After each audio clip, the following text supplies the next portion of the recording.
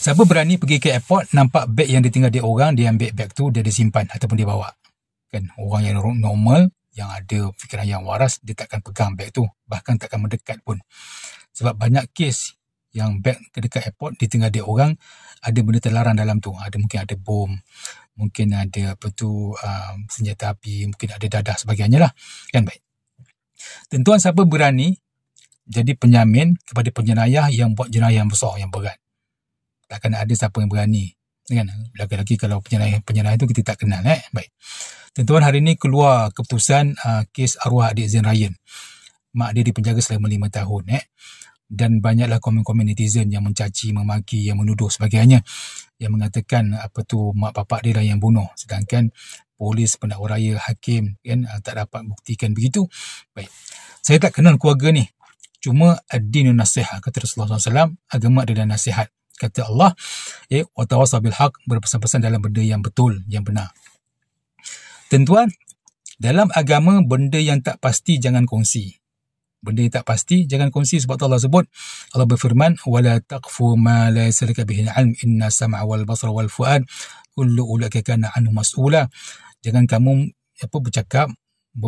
masuk campur benda yang tak pasti, kan? Yang kamu tak tahu. Inna sam'a wal basra wal fu'ad, sesungguhnya pendengaran, penglihatan dan juga hati kita akan dipersoalkan dekat akhirat nanti.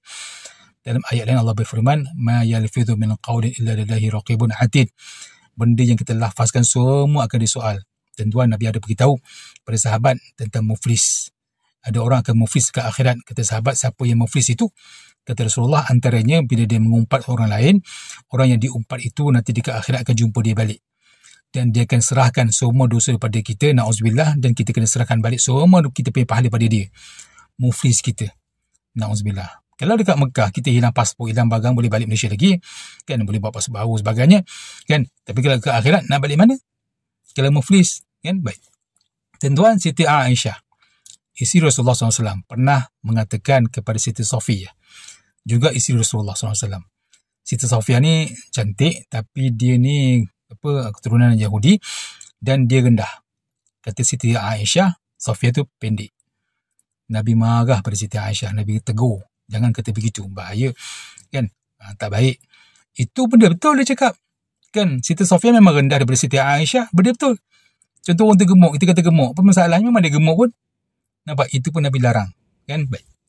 Dan tuan, Nabi pernah pesan pada sahabat, kan, bahawa jangan sebut benda yang kawan kita tak suka. Yang kata Nabi, kalau kita sebut benda yang kawan tak suka, dikira sebagai satu umpatan. Kalau benda itu betul pun tetap sebagai satu umpatan. Kalau benda itu betul, dikira sebagai penipuan. Tentuan, kita ni, saya sendirilah, kan, pahala tak banyak, ibadah pun tak banyak, dosa banyak, kan, kita nak sibuk dengan hal orang lagi.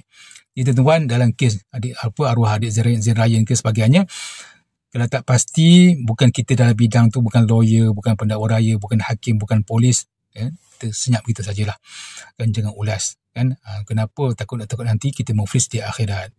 Moga-moga ada manfaat, sebab al-imam bukan sekadar kelas mengaji.